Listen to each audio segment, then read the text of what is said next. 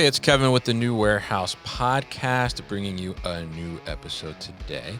And on today's episode, I am going to be joined by Keith Frymark, who is the Senior Vice President of Supply Chain and Quality at Seed Health. And we are going to learn a little bit about his journey in the supply chain. And we're going to talk a little bit about Seed Health's approach to their distribution strategy. We're going to hear a little bit from the brand side today, which Keith is on, and hear a little bit about how they approach that and what they leverage to be able to fulfill, not only from an e-commerce perspective but also from a retailer perspective as well, which we'll dive into. And Keith has a great history in the e-commerce space, logistics space, operations space as well, and we'll talk a little bit about that too.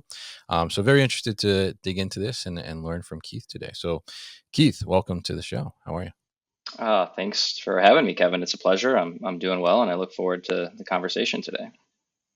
Definitely. Happy to get you on. Happy to talk about this. We've talked to a couple brands before, but we're kind of peeling back the layers, I think, a little more on the brands now in 2025. So very interested to hear kind of your perspective on it and how you guys are going about your distribution operations and just what you see in the fulfillment space in general.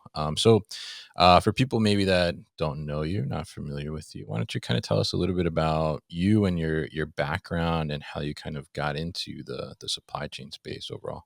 Yeah, absolutely. I feel very fortunate. I had an opportunity to study abroad in Beijing, China, of all places, back in Mm, 2008.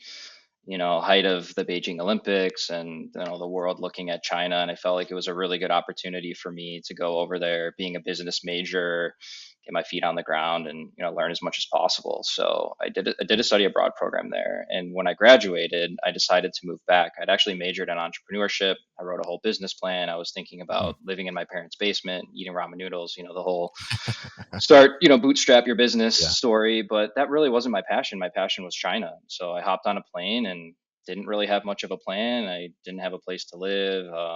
Came in on an education visa teaching English, Mm. and wound up working for a company called Vandergeeten, and it was a food and beverage distribution company. So we work with global brands like Kraft Foods, AB InBev, and we distributed their global brands across mainland China. I think Stella Artois, Hoegaarden beer, Okay. Toblerone chocolate for Kraft Foods. It was my first real opportunity to see how goods move around the world from point A to point B.